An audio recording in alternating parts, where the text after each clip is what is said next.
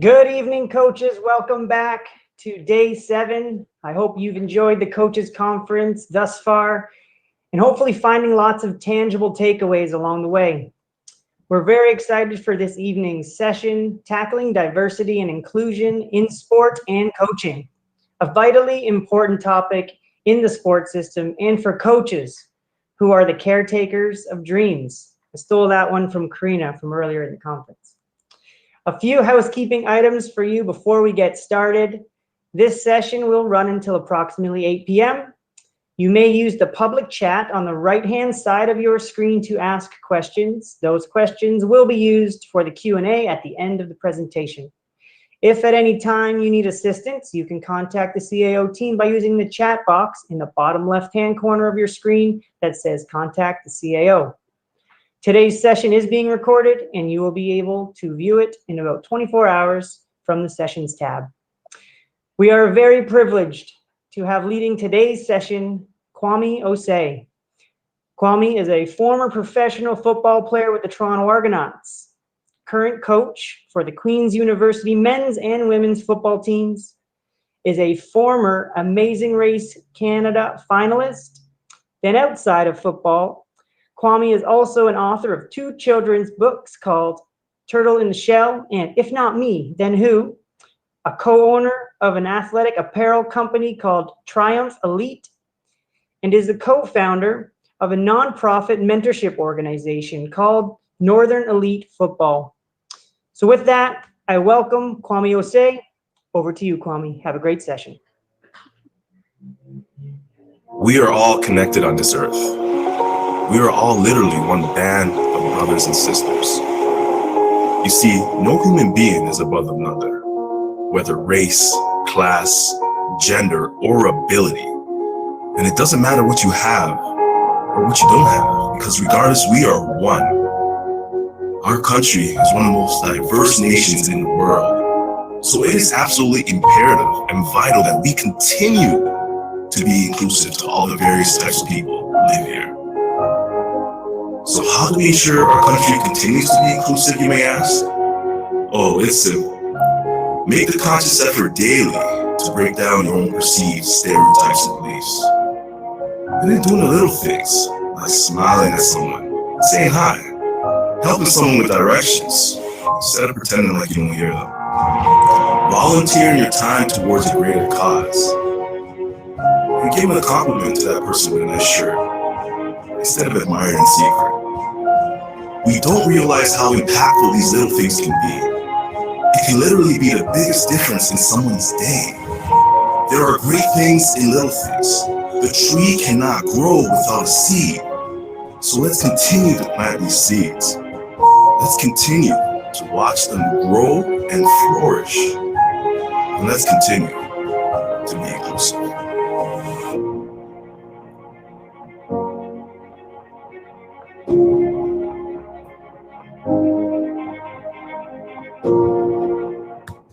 We are.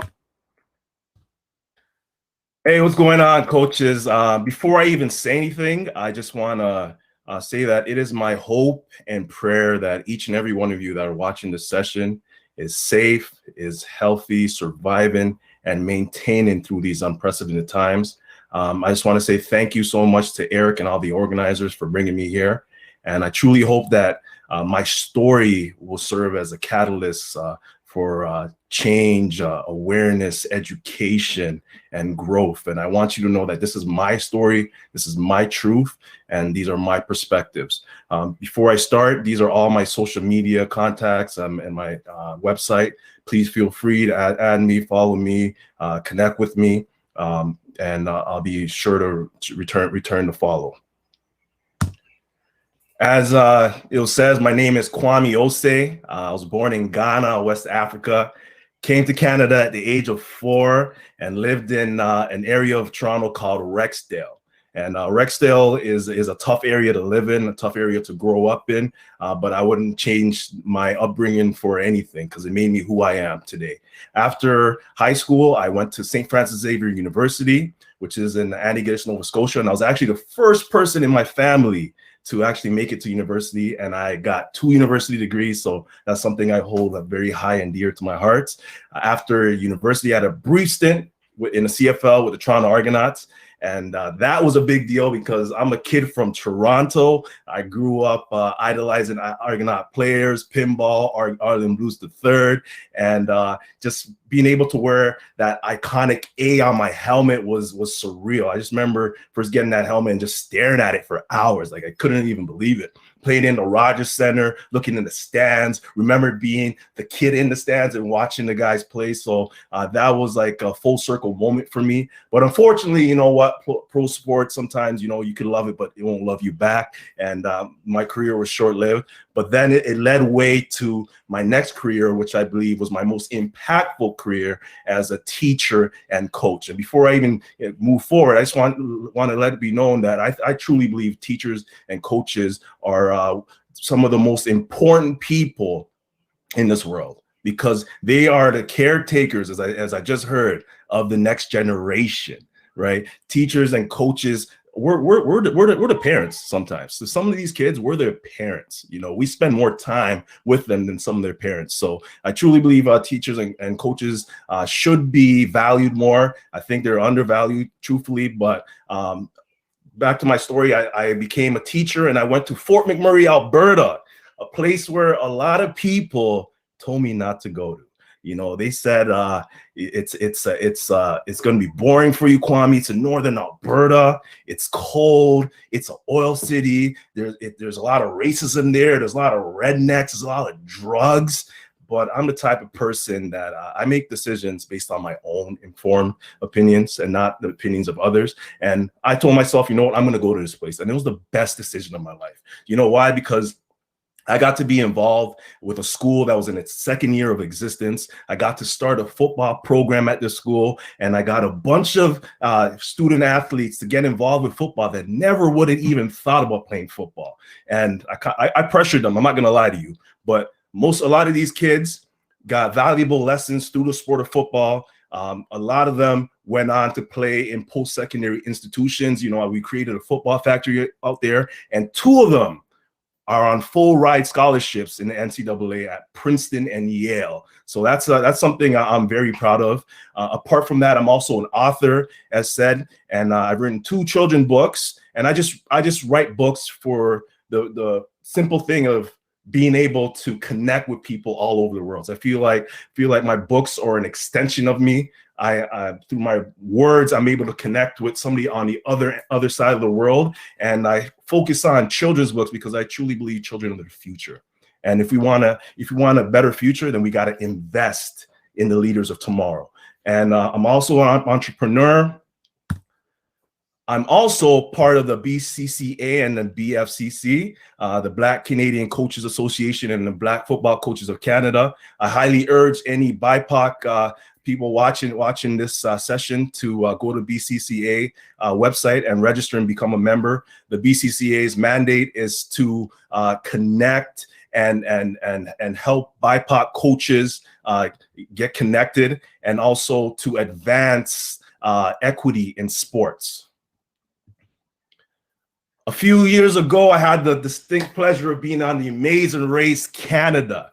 And this show was it's an educational show. So that's one thing people don't realize. It's a very educational show. Like, I learned so much about this diverse country that we live in. I got to explore this country from the east to the west, and it was a surreal experience. Like, I got to go on a vacation for free. Literally got to go on a vacation for free. And you know what? It almost didn't even happen, because prior to going on this show, I never really watched the show.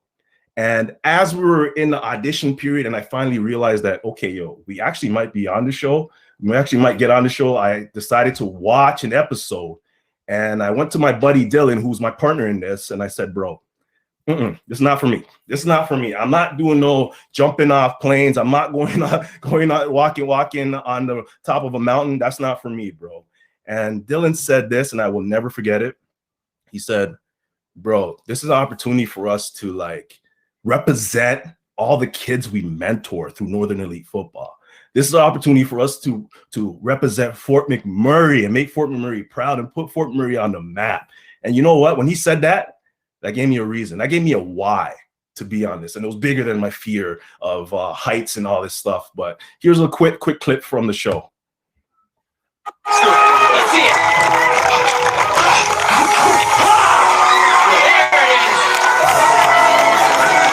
We met so many beautiful people along the way, and it really doesn't matter where you're going in this country. There's always something new and beautiful to find. I'm just truly thankful to be Canadian. This is a land where you don't have to look alike to be brothers or sisters. It's a land of opportunity, a land of love. It truly made me proud to be Canadian. We represent a whole community. We represent youth who look up to us. The driving force behind us is those people who knew we had to step up. Me and Kwame, we've been out the game, coaching and mentoring, but I think we proved this race that we can handle anything. The best is truly yet to come from us two. Facts. Super facts. Let's go. Prior to the amazing race, I had two fears: heights and snakes. Two fears. And this word courage is a word that can be used in so many different ways. You know, courage can be standing up for what's right when you're in a room of people that are doing what's wrong. Courage can be standing up for justice when you see injustice, when it's not the popular thing to stand up for justice, going against what everybody else is doing. Courage can be using your privilege to help the unprivileged. And as I said before, courage can also be facing your fears, which I had during this race. You see, on the way to Jakarta, Indonesia, once I realized that we're going to Jakarta, Indonesia, I said to Dylan, I said, bro, there's going to be a snake challenge. And Dylan said, how do you know? I'm like, bro, I've watched so many National Geographic shows, and every time they highlight Indonesia, there's always big anaconda snakes. Bro, there's going to be a snake challenge. Dylan, you know, Dylan's a free-spirited guy, easygoing. He's like, well, cross that bridge when we get there. And unfortunately, we crossed that bridge. But I got to say, like, my fear for snakes is not just about me being a chicken.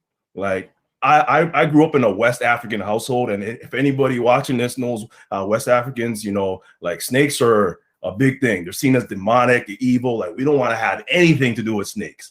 And also, for me to go a little bit further, my mother was bitten by a snake when I was young. And I remember her being carried to the hospital and us not knowing if she was going to survive because the snake was venomous. So, yeah, I'm a little bit of a chicken, but there's reason behind that. So here's a quick clip from that. This one, I'm a little nervous, but it's not like my worst fear. Holy. Oh, It's okay, Todd. We can do this. they have no snake background at all, so come on out. I know, sorry, I'm trying my best. Water, a little bit of soap, and then we sponge her down. Let's see our friend. Lord, protect me. Yo, keep his head away from me. Hey, Kwame, it's not that bad. Did you see our snake, bro? Says you. Yours is a little bigger. Yeah, boy. Don't be scared. Just get in there. Yo, stop moving close to me, dog. Oh, he's giving me a hug. Like I said, I faced my fear, but I didn't conquer my fear. To this day, I'm still afraid of snakes. And like, how did we end up with a big snake? Like, really? But anyways, let's get to this. Choice is a thing that we all had in one form or another. We have so many choices in our life. Like, we have the ability to choose what kind of shoes we want to wear usually. We have the ability to choose whether or not we want to answer the phone when that person is calling us, whether or not we want to screen the call or return the text. We have a choice to decide whether or not we're going to do our homework or not. We have a choice to decide what classes we're going to take. We have so many choices in our lives. But there's certain things that we do not have a choice of. We don't have a choice to decide what family we are born into. We don't have a choice to decide our race. We don't get to choose our class. We don't get to choose our ethnicity. We don't get to choose our culture. We don't get to choose our sexuality or our gender. We don't get to choose these things. And therefore, these things are part of us. They're in our DNA. They are who we are. They are what makes us unique, what makes us an individual. And therefore, these are things that we need to be proud of. because they make us uniquely us. Ladies and gentlemen, I'm here to tell you, at one point in my life, I was ashamed and embarrassed of my race. I was ashamed and embarrassed of my culture and my ethnicity. I'm going to tell you about it in a little bit, but before we go there, let's figure out what diversity is. Diversity, this word that is used in so many different ways. This buzzword right now. Like every organization wants to say, we are diverse, we embrace diversity, we are a diverse organization, we breed diversity, we are diversity. Everybody wants to be associated with this word right now. But what does it mean? Diversity is a range of things, as I found on the internet. Diversity is a range of things. Having a range of people with various racial, ethnic, socioeconomic, cultural background, lifestyles, gender identifications, experiences, and interests. The ability for differences to coexist together with some type of mutual understanding or acceptance. Essentially, diversity, as it says, is many things. Diversity, not one thing. You see, each and every one of us here are a walking example of diversity. The reason why I say that is because within each and every one of us, there's so many different parts of us that make us who we are. There's so many different parts of us that coexist for the bigger person, right? When you look at me, you may see a black man, but within this black man, there's a coach, there's a father, there's a speaker, there's an author, there's a teacher, there's an actor. There's so many things within me that coexist to make me me. And each and every one of you is a walking example of diversity. And teams, man, teams are the perfect space for diversity. There's so many different types of people that coexist to work together for the greater purpose of a team. But just to go a little bit further, within diversity, there's two forms of diversity. There's visible diversity and invisible diversity. So right here, this is a diversity wheel. And the inner part, the blue part, is considered visible diversity. So these are things that you could usually tell just by looking at somebody. So it says that you could usually tell somebody's age by looking at them. You can usually tell somebody's physical abilities and qualities, somebody's gender, somebody's race, somebody's sexual orientation, somebody's ethnicity. You can usually tell these things by looking at them. And then there's invisible diversity. And these are the things that you cannot know unless you engage in a conversation with somebody. You cannot know unless you get to know somebody. You don't know somebody's marital status. You don't know somebody's religious beliefs. You don't know somebody's thinking styles unless you get to know them. Ladies and gentlemen, I'm here to tell you that whether it's visible diversity or invisible diversity, regardless, you need to get to know people in order to figure them out, in order to know who they truly are. I say this because a few weeks ago, I had a conversation with a friend of mine who I've known since 2012. And this person, she's a female. When I first met her, she had a significant other who was a male, and they lived together and had a house together. And they were pretty much on the verge of getting married. Unfortunately, it didn't work out. They broke up. And a couple of years later, she started dating another person who was one of my friends. And he's a male also. And, you know, it didn't work out, unfortunately. Then a few years later, then she's with a female now, and they're still together. So I had a conversation with her with hopes of just getting information, because I deal with a lot of youth that are struggling to come out the closet and to share with their family their sexual orientation and to be proud of who they are. So I was trying to just get information on how I can empower them to share their authentic selves. So I asked her, I said, hey, back in 2012, when we first met, you were straight, right? So how, before I can even finish the sentence, one of my buddies who was there said, hey, is that a question or a statement? And I paused. I said, well, you were straight then, right? You know what she said? She said, no, I've always been bisexual and queer, but at that time, I just wasn't out to the world. Whoo! Whoo! Right then and there, I learned the biggest lesson right there. You see, my assumption was not her truth. Our assumptions is not the reality of the people we engage with. Our assumption is not the reality of our players. Our assumptions is not the reality of the people we're around with day to day.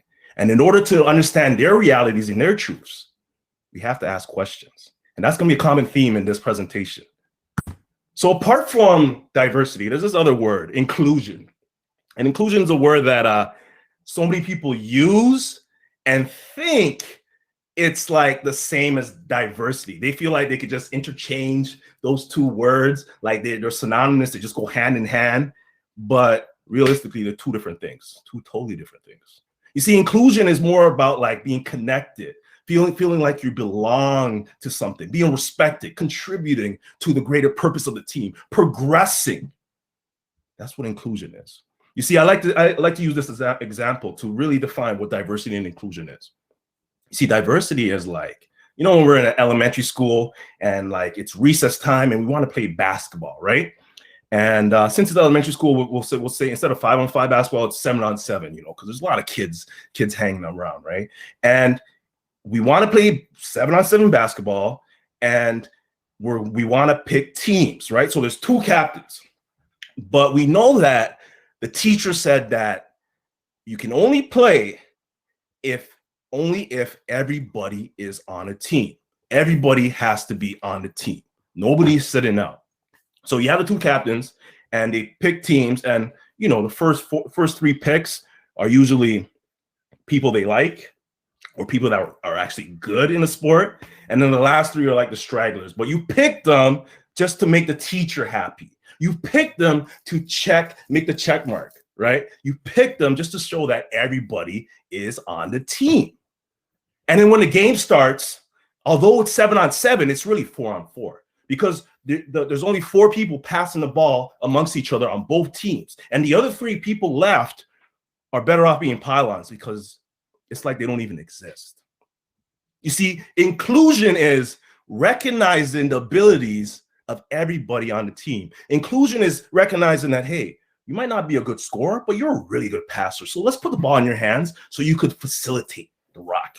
Inclusion is, hey, you might not be a good passer, but you're a really good rebounder. So let's position you to get some rebounds. Inclusion is understanding, hey, maybe you're not the best rebounder, but you're a really good defender. Let's put you in a position to defend.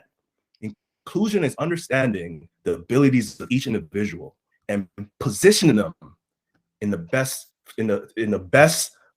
place to bring success for the greater good of the team. Put them in the position that they will accelerate their growth. Put them in a position that they can contribute to the team. Putting them in a position that values their abilities. That's what inclusion is. And diversity, although it's great, diversity is great. It's great to have a diverse team. It's great to have a diverse school. It's great to have a diverse organization. But if you have diversity and there is no inclusion, then it's pointless to have the diversity. Diversity without inclusion is pointless. Diversity without inclusion is null and void. So please ensure that your athletes are included. When you have a team event, are you taking into consideration the dietary needs of your players? Are you taking into consideration the cultural differences of your players? Are you taking into consideration that, hey, this pizza party that we're having, hey, we can't have certain type of meat. It has to be halal meat because of the culture of some of my players. Are you taking into consideration that, hey, we can't have these events on these days because there's kids that have cultural needs, kids that have religious restrictions on specific days? You see, understanding this is going above and beyond the day-to-day things. You have to see things from your players' perspectives. You have to see things from your players' cultural backgrounds. That's what inclusion is. And it's up to us as coaches to create an inclusive environment. If we cannot create an inclusive environment, then how can our players be inclusive amongst each other? Attitude reflects leadership. It all starts with us. When it's training camp and this kid is struggling to run, struggling to keep up, and we think that he's just out of shape, we have to understand that, hey, maybe it's Ramadan and this kid has been fasting. These are the things that we have to start thinking about right now in this day and age, because we're not all the same. We don't all come from the same backgrounds. We all have different battles, different things that hold us back. We all have different rules, and we have to be understanding of that. As I said, attitude reflects leadership. All right, man, listen. I'm Gary, you're Julius. Let's get some particulars and just get this over with, all right? Particulars. Yeah. No matter what I tell you, you ain't gonna never know nothing about Hey, me. man, listen.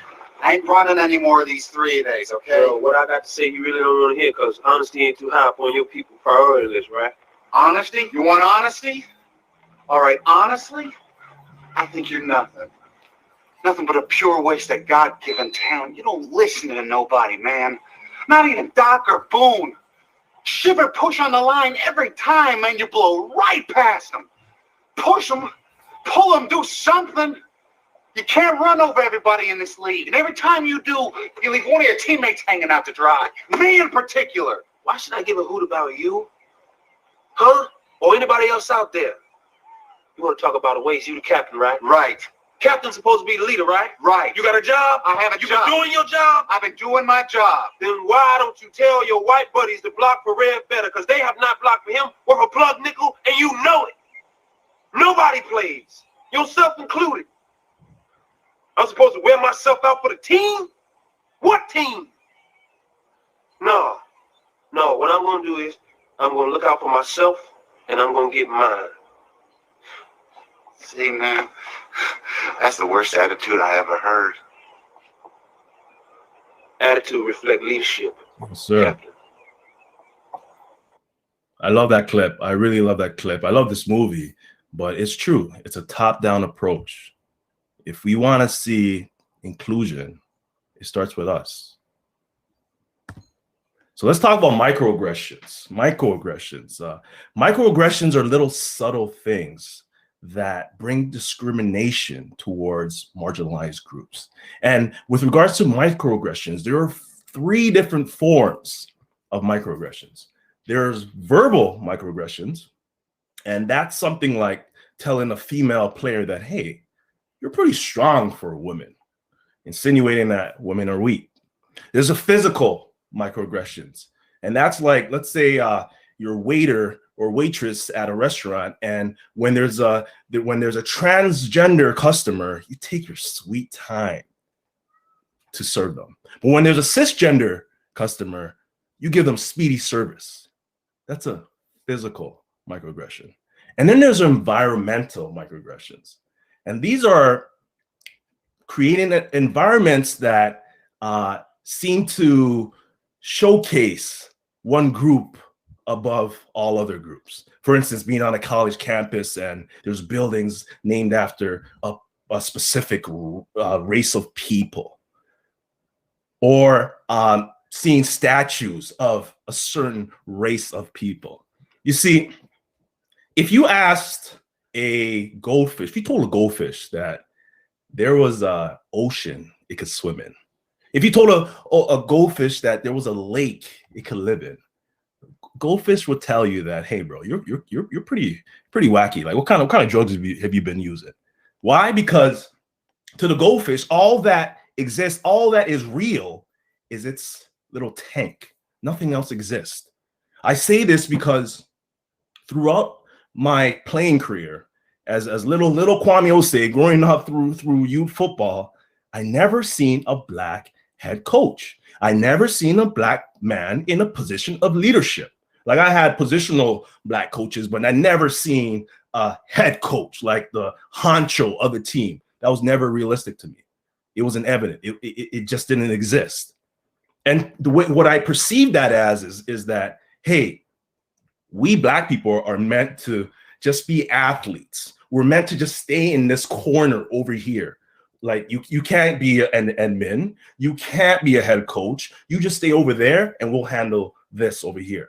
Until in my 3rd year at St. Francis Xavier, Gary Waterman became our team head coach. And you know what? That showed me that it was possible for me to be a head coach. I mean, like, I've seen black head coaches on TV, you know, Tony Dungy, Mike Tomlin, but it's different seeing a head coach on TV versus a black head coach on TV versus somebody on your team, somebody who you can relate to, whose office you can go to, who you can confide in, who you feel more comfortable with. It's a different feeling. And when I got the opportunity to be a head coach for my high school team, the high school I was at, I took it right away. Why? Because Gary showed me it was possible. And through that, I was able to inspire another generation of various races and ethnicities of players who are going on to do greater things.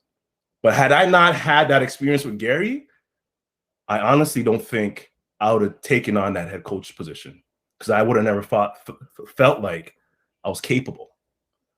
And with regards to black head coaches and BIPOC head coaches in youth sports or OUA football, there's a wide disparity between white head coaches, black head coaches, and BIPOC head coaches. In the OUA football, where there's 11 teams, there are 11 white head coaches, 0 black head coaches, 0 BIPOC head coaches. In youth sports football, where there are 27 teams, there are 23 white head coaches, 3 black head coaches, Gary Waterman being one, Ronald Hilaire being another, and James Colsey being another, and then 1 BIPOC head coach from Bishops. Oh, I forgot his name. How about admin? How about the athletic directors? What are the stats there? In OUA, where there's 20 schools involved in OUA sports, there are 20 white athletic directors, 0 black athletic directors, 0 black BIPOC athletic directors. In youth sports, where there's 56 schools associated with youth sports, 55 white athletic directors, 1 BIPOC athletic director. That's a wide disparity. I mean, what's the issue? Are the black and BIPOC coaches and admin or pursuing admin not applying for these positions? Are they not good enough? I don't know. This is something that needs to be evaluated even greater. But this is what it is. And I truly believe that the diversity of admin, the diversity of the coaches needs to be reflective of the diversity of the sports. Now let's hop back into microaggressions. So within microaggressions, like I said, there's 3 forms, and there's also 3 types of microaggressions. One type is microassaults. So these are intentional discriminatory behaviors, usually jokes. So they're not meant to be offensive, but they're like jokes, like funny racial jokes, you know. But here's the thing. Although it's a joke, I'm offended by it. And behind every joke, there is a little bit of truth. So it's wrong. And what's worse is that sometimes there's self-micro assaults. You know, the person of the marginalized group is around the people of a larger group of like let's say, for instance, an Asian person around a bunch of white people, and the Asian person starts to make fun of his own race, kind of to deflect it and make it funny so that he doesn't feel or she doesn't feel out of place. And that's a pretty sad thing, man, because you have to really feel really less of yourself and of your race and your culture to disrespect it in that way, to think it's funny. And by doing that, you make the other people think it's okay. Then there's micro insults, and these are ones that are really touchy. Micro insults are usually masked as little compliments, like they're totally unintentional, but they're still very discriminatory. You know, a micro insult could be, hey, you could jump pretty high for a white guy. Or, hey, you could speak pretty good for a guy from Rexdale. I remember in my first year at St. Francis Xavier, it was the end of the year, and we had our exit meetings. Exit meetings are when you have a meeting with your coach to discuss to go over the year that has been and discuss the plan moving forward, expectations moving forward. So I go into my coach's office and he sits me down and he says, Kwame, I like you. Like, you're all about your business.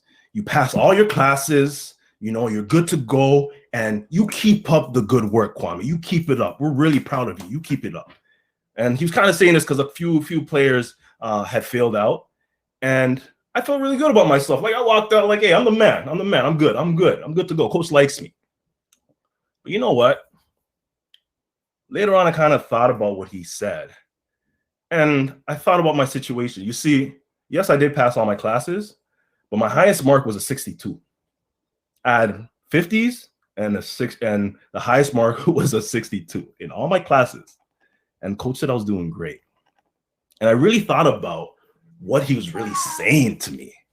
He was saying, hey, Kwame, you're doing just good enough to be on the field. Kwame, you're doing good enough to be useful to the team. You're doing good enough to be useful to me. You're doing good enough for us to be able to utilize your skills and win games. Kwame, don't worry about being a student. Don't just worry about just being good enough to be an athlete for us. You see, at that very moment, my coach had an opportunity to make a big difference in my life. He could have thought about my future aspirations. Like, Kwame, if you want to be successful in life, you got to make sure that you're getting good marks so you can position yourself for success. Like, these 60s and 50s are not going to do you any justice after football. Like, life is not all about football. Life is not all about sports. But no, he didn't take that into consideration. You see, my coach didn't realize that for me to be at that school, to be in the position that I was in, to have gone through everything I've gone through in my life, I was an anomaly. I was an outlier. I was a walking miracle. Because growing up, I never seen people that look like me in that position.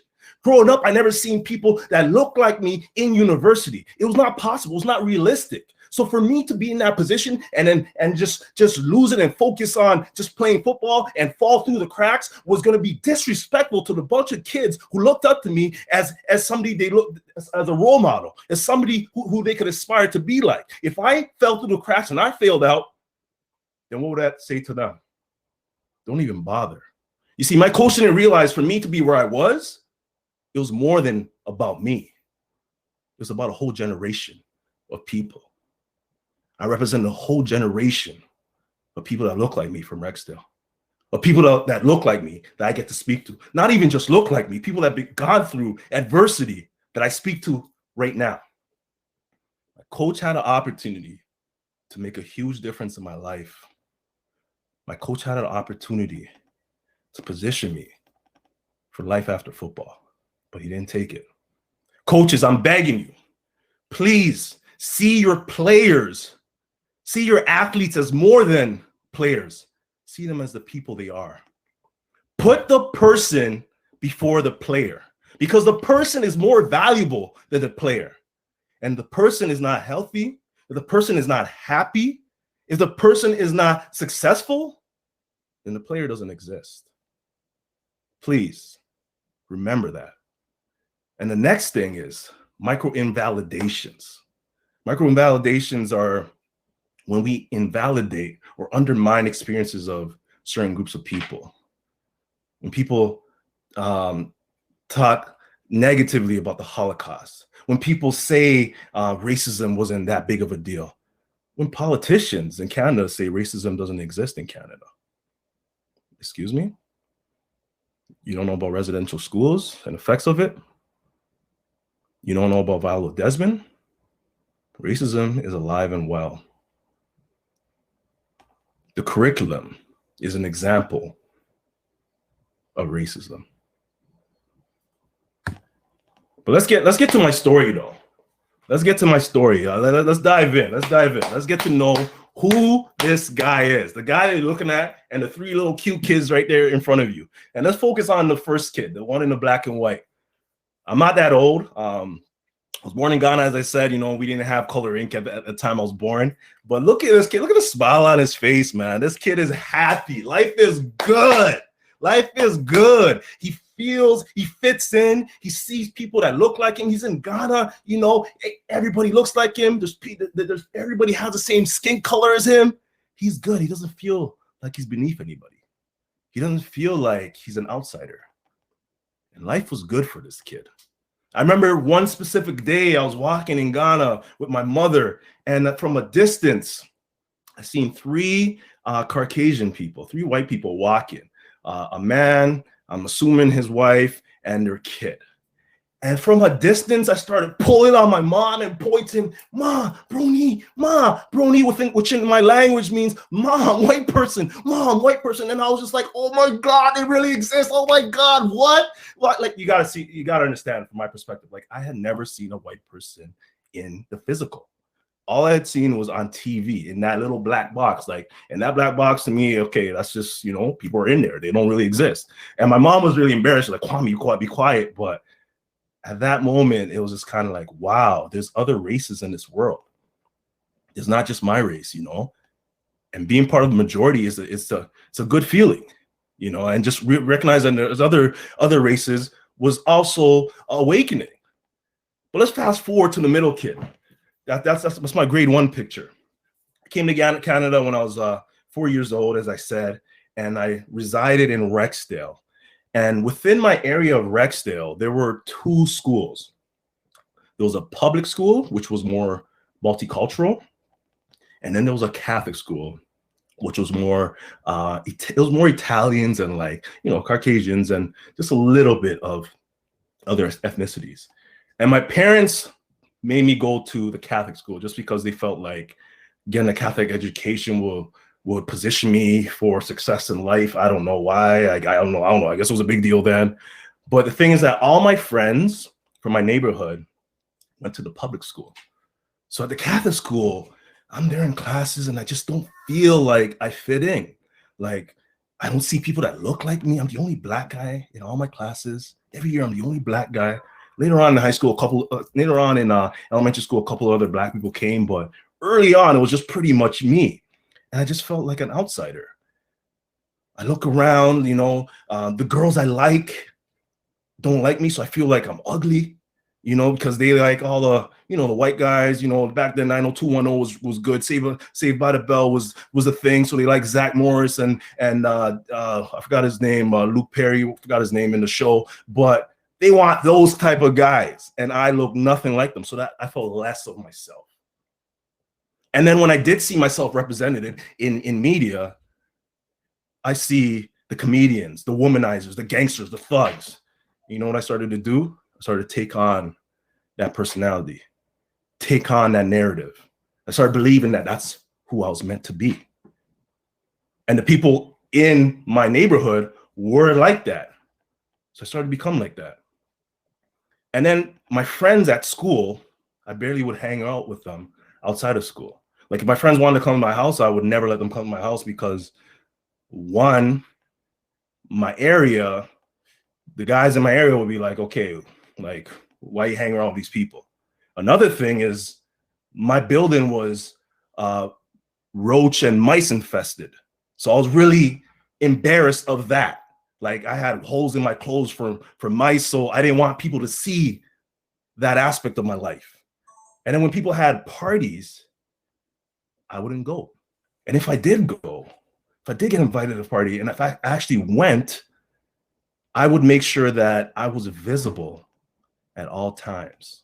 I would make sure that people could see me at all times. If I needed to go to the washroom, I'll hold it for as long as possible. But if I really had to go, I'll go quick and come back right to the same spot I was. You know why?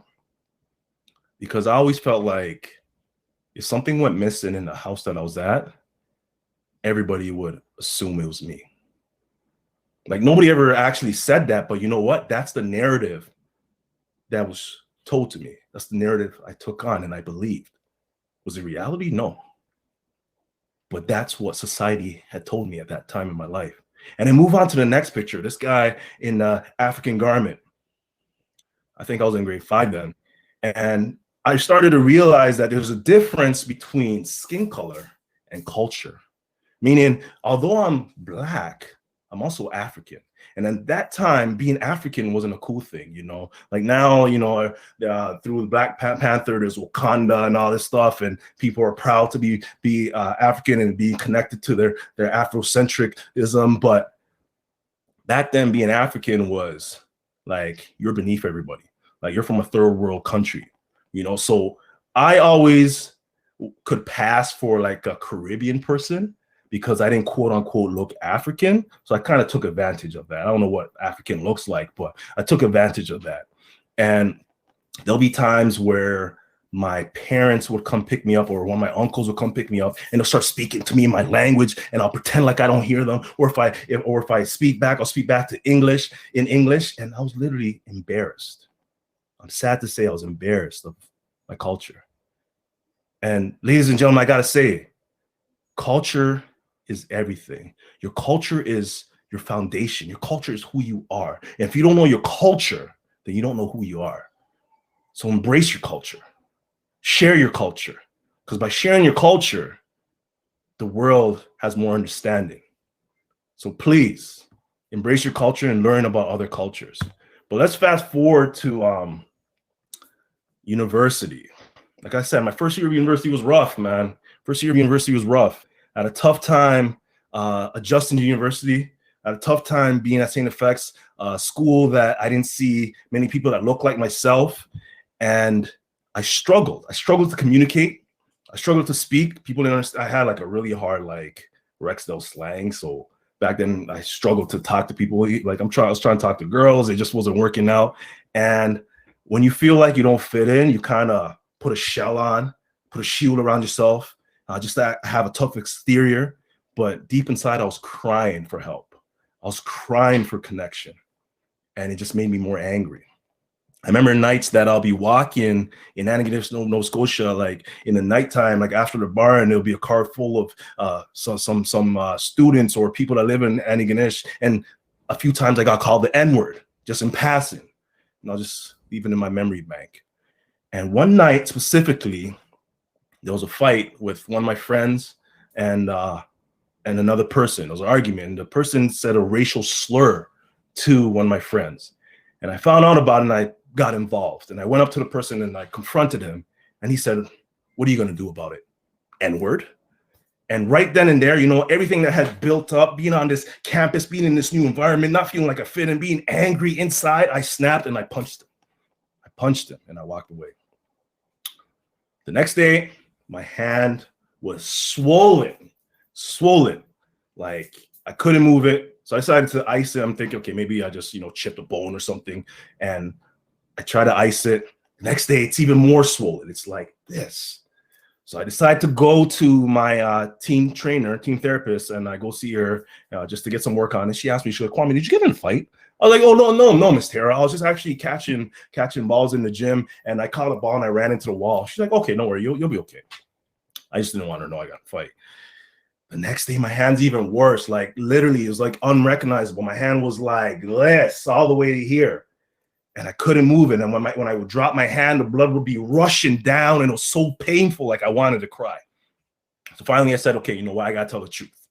So I go to school and I tell Miss Tara what happened. She says, "Okay, you got to go see Dr. Cudmore. He's our team doctor." I go see Dr. Cudmore. He's like, "Yo, you have to go to the hospital right now." So he sends me to the hospital. I go to the hospital. Next thing you know, I wake up from surgery. And when I woke up, the orthopedic surgeon told me, "Kwame, you were 24 to 48 hours away from having your arm amputated. You were 24 to 48 hours away from having your arm amputated."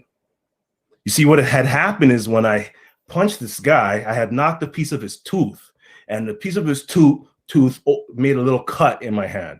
And the thing about your mouth is that your mouth is one of the dirtiest places in your body. And there's so much bacteria within your mouth, and bacteria loves warm places, and your knuckle is a warm place. So the bacteria from his mouth was growing at an expedited rate in my hand, and it was just creeping up.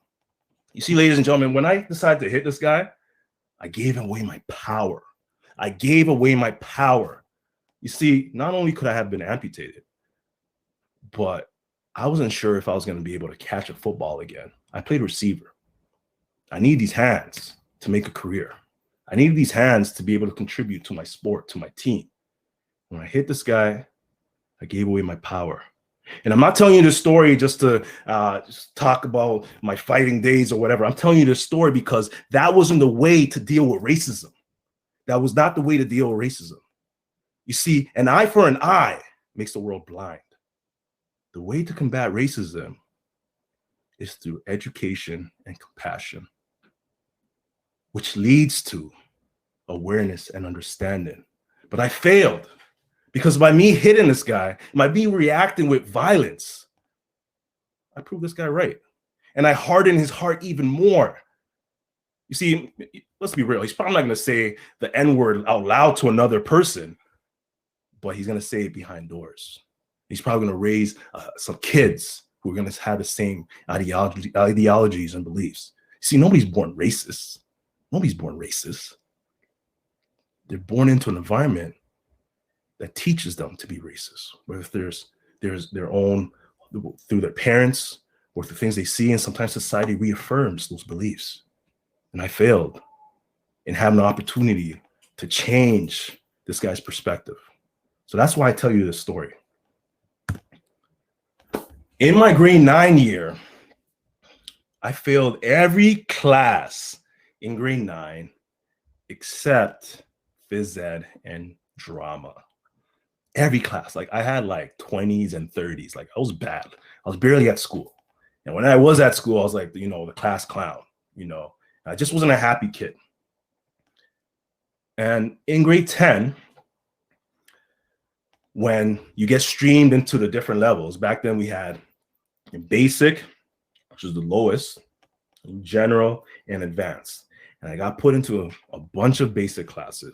Like, I was in basic math, basic English. Like, in my English class, I was in the ESL class, which is not a bad thing if you just came to Canada. But I didn't just come to Canada, and I should have never been at that level.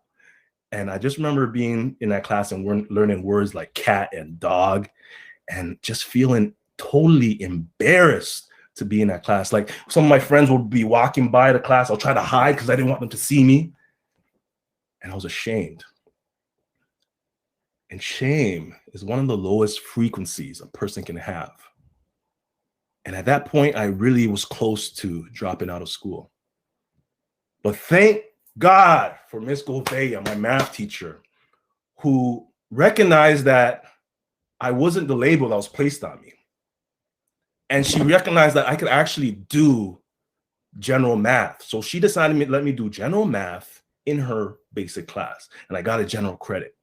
And then the next year, I actually moved up to advanced level math. And she wasn't my teacher, but she invested in me and became my tutor. And there's nothing better than writing a test and feeling like it's a quiz, not even a quiz, feeling like it's homework, feeling like, okay, I got this, and getting in the 90th percentile of your class. Getting marks that the smart people were getting. There's no better feeling. You see, when Miss Gouveia believed in me, I wanted to make her proud. I wanted to prove her right. The simple act of believing in a kid, the simple act of telling the kid that you're capable goes a long way. You see, Miss Gouveia, at that time, she could have easily saw me as a stereotype, like most other teachers did. Most other teachers wrote me off. They're like, oh, he has no chance. He's not serious. He's a loser. He's a goon. He's a gangster. He doesn't belong in school. And he just wrote me off. Never paid me any attention, walked by me. It's as if I didn't exist. And he just expected me to be the stereotype, which I was. I will not lie to you. I was the stereotype. But Miss Gouveia saw me as a person, saw me as an individual, got to know me, and invested in me. Miss Gouveia was culturally competent. And that's what we need to be as coaches. We all need to be culturally competent. And cultural competency begins with awareness. There's 4 stages, 4 different things you got to go through to be culturally competent. And awareness is the first one. Once you have awareness, you can act. Once you have awareness, you can make change. You see, we all have an implicit bias. Every one of us does. And it's not a bad thing. It's not a bad thing to have a bias. It is not a bad thing. It is in our human nature. It's in our primitive nature. It's in our fight or flight response. Like, it was how we were able to decipher good food from bad food. It's how we're able to decipher being safe and where danger was. But we also have the ability to understand what information is correct and what information is wrong. I remember being in West Edmonton Mall and walking in the mall, and some lady who was selling beauty products approached me, and she was trying to get me to buy some skin lotion, and I wasn't interested, so I kept trying to walk, and she's like, "Oh, come on, you should try this." I'm like, "Lady, I'm not interested." She's like, "Come on." I'm like, "Lady, I don't have money." And she's like, "Oh, come on, you have money." I'm like, "How do you know I have money?" She's like, "Oh, come on, I know what you do." I'm like, "Oh, you know what I do? What I do?" She's like, "Oh, don't make me say it." I'm like, No, really, you know what I do? What I do? She says, "You sell drugs." Whoo! You sell drugs? Like, my jaw literally dropped. I said, "Lady, I'm in the business of trying to lead kids away from that direction. I'm in the business of make sure I steer kids away from that. Sell drugs? I'm a teacher." And you know what? I was super offended and I was super hurt. But when I look back at that experience and I look back at that moment, I had to look back at it from an objective view, and I realized what she saw. You see, when she saw me, she saw a guy in a hoodie and sweats with long dreads walking in the mall, and what she saw was a visual, in-person representation of everything she sees in rap videos. She saw an in-person representation for the gangsters she sees in movies. And you know what? I totally get it. But at that very moment, I addressed her bias. I addressed her implicit bias, and I made her realize that that wasn't a narrative, that was in reality. And in order to get to know somebody, in order to know what somebody does, you have to address your bias and get to know them. And the next thing is attitude. Attitude, okay, yeah, now you know what you do, you have a bias. Now what? Does it bother you? If it doesn't bother you, why not? And if it does bother you, okay, we can move to the next thing. Knowledge. Knowledge is powerful. Knowledge. You see, for the longest while, they said that the brain stopped growing after a certain point. For the longest while, they said the brain stopped growing at a certain point. And recent scientific study has shown that the brain actually doesn't stop growing. You see, we found out that the brain is not solid, it's actually plastic. Through neuroplasticity, to neurogenesis, we know that the brain stretches. And the more you learn, the more you know. The more you learn, the more your brain grows. So it does not stop growing unless you stop learning. So what I'm trying to say is engulf yourself in educating yourself. Engulf yourself with being around different cultures and different ethnicities, and keep growing. And the last thing is skills. So once you're able to have all three at the top, implement it into your daily life and have cross-cultural communication. So before I leave, I got just one more slide after this. Essentially what I'm saying is there's 4 Ds to making sure you embrace diversity and inclusion. First of all, dissect your environment. Really dissect your environment. Like, look at things from an objective view. Look at your timeline on Instagram. Look at your feed on Facebook. Look around. What kind of environment have you placed yourself in? What kind of environment are you creating for your team? What message are you telling them non-verbally and verbally? Next, diversity inclusion training. Hey, bring a guy like me in. Get me to talk to them. Bring specialists. Have training, because the world's changing and we're learning more. So don't get left behind. Then have dialogue with others. Like, talk to your players. Talk to your fellow coaches. Teach them. Share the knowledge that you have learned, because some people are left behind. And the biggest thing, in my opinion, especially as coaches, we got to diversify our network, because you don't know what you don't know. There's people that see the world from a different view. We're in the sports sector. Sometimes we don't see the importance of other things like pronouns, things we gotta educate ourselves with. There's this kid, Tola, who in my first year teaching at Holy Trinity Catholic High School, he was in grade 8 at the time. Holy Trinity is from grade 7 to 12. And when I first got to that school, all the teachers were talking about these horrible grade 7s, these dreaded grade 7s. And this was Tola's group. By the time I got there, he's in grade 8. And I would hear about these grade 7s, Tola and all his friends, and specifically Tola, that how they made the teachers cry, and they're horrible, and nobody wanted these kids in their class. And I got to know Tola. I formed a relationship with this kid. I saw a lot of myself in him. And I sat with him, and I invested in him, got him to play football, talked to the mom, to a point where I'm kind of like his father. I'm like his big brother, his father. And Tola excelled in football. Tola excelled in the classroom, getting 80s and 90s, to the point where he got a full ride scholarship to Princeton University. And here's a little message he sent me while I was on The Amazing Race. What's going on, Jose? The Amazing Race, man. That's great. Wow. We get the message from home. It's from one of the kids who coached Tola. Tola's a special kid to me. This one's all about heroes. You know, you're a hero to me. You know, I really didn't have a dad growing up, so you were my father figure. The reason why I try to be a role model is because I want to be that person that I needed growing up. I grew up in Toronto, and I almost steered into the wrong direction. I didn't have many positive male influences, and that's what I needed in my life.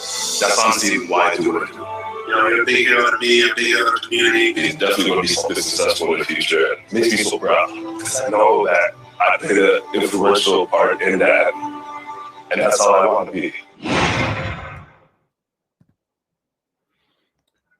When Miss Gouveia decided to invest in me, that made a huge difference in my life.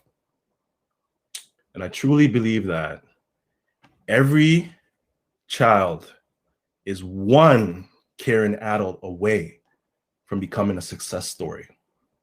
Miss Gouveia was my one caring adult. And from that, from learning from her, understanding the time that she took out of her day, she didn't have to do the things she did, but her investment in me made me become the one caring adult that turned Tola into a successful story. The question is now, what will you be? Will you be that one caring adult? Or will you be the loads of people who write off these kids who seem to be struggling, who are not doing the conventional things? As coaches and as teachers, there's so much power within our words and our actions. And it's up to us to make sure that we invest in the next generation and we speak life to them.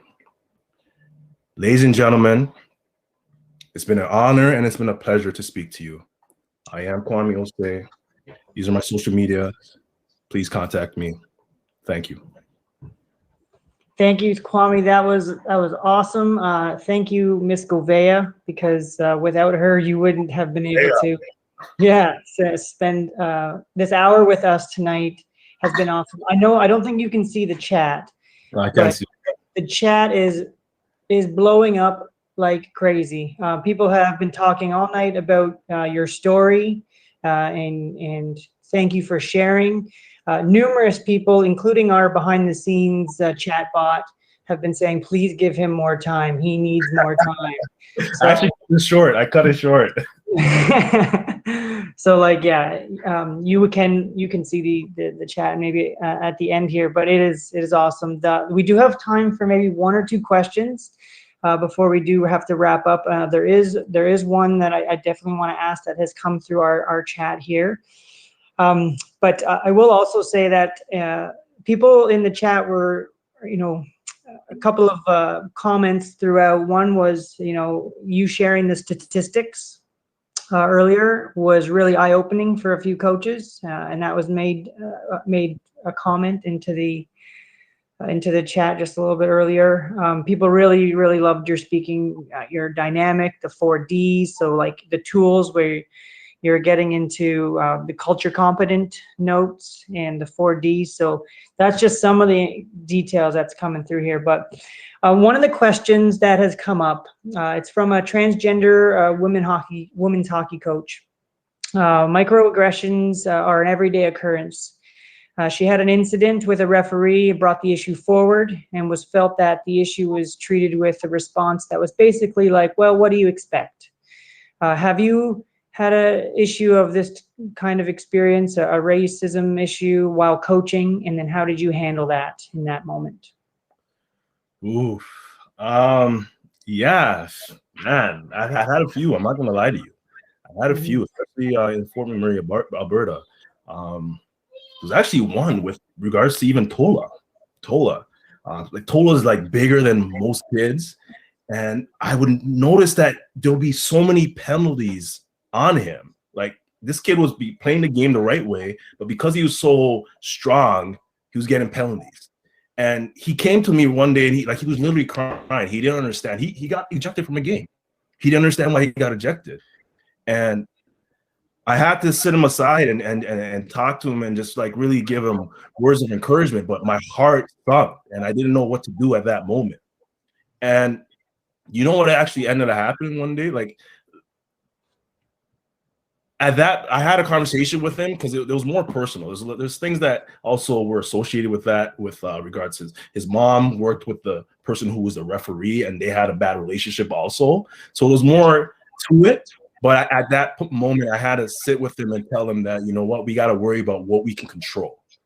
And what we can control is our reaction, you know. So I had to use that as a life lesson time, time to teach him a life lesson in terms of not reacting and not being the person that they want him to be. Eventually, there was one time, I'm not going to lie to you guys, I got ejected from the game because of that. There was another time, there was a situation with another player, and I had enough. I looked at my buddy Dylan was actually my assistant coach, and I looked at him. I remember looking up in the sky and just shaking my head. I took off my headset. I gave to Dylan. I said, "I'm about to get ejected." I walked to the referee and I gave him a piece of my mind, and I ended up getting ejected. But it was one of those things where I had to say something. I just felt like I was powerless. I felt like my kids were doing what was taught to them, what they were taught to do, and it was just about doing the right thing. And sometimes the right thing, like what I said before, is not the popular thing, you know. So it's a tough era, and sometimes, you know what, it takes a lot to. There's some people who you can't. Some people are stuck in their ways, but regardless, you got to do the right thing. And speaking up for the powerless is something that I had to do. Oh, that's great. I think that's a perfect note to wrap up on. I do feel that we chatted before the session really briefly about Ted Nolan's session, and he shared a story as well about how important it is to speak up when something happens. And I think that's a really, really important note to finish on. So with that, I will thank you once again for sharing. I can tell you again, the chat is still going constantly with thanks, appreciation.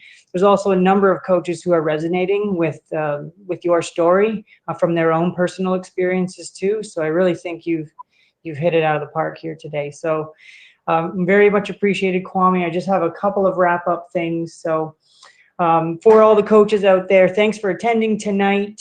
Much appreciate your participation and all the work that you are doing in this province, supporting athletes and participants in sport and creating, healthy, vibrant youth out there. And let's do our job to make sure that we give everybody a chance, and that whole piece around a caring adult. And we know that one caring adult can make a huge difference in people's lives. So if you've missed any of the past sessions over the course of this week, you can view all of these sessions by using that session box on the left-hand side. Again, this session will be posted in the next 24 hours if you want to play it back. You have access to the hub for another 30 days from the end of this conference. The CAO will make available all the videos publicly so that you can watch outside the hub. at the conclusion of this conference. You'll get an email notification about that. So with that, I will wrap up this evening, and we will see you tomorrow for the final day of the Ontario Coaches Conference 2021, Day 8. It's going to be awesome. We've got an amazing lineup for you. So once again, thank you all. Have a great evening and good night.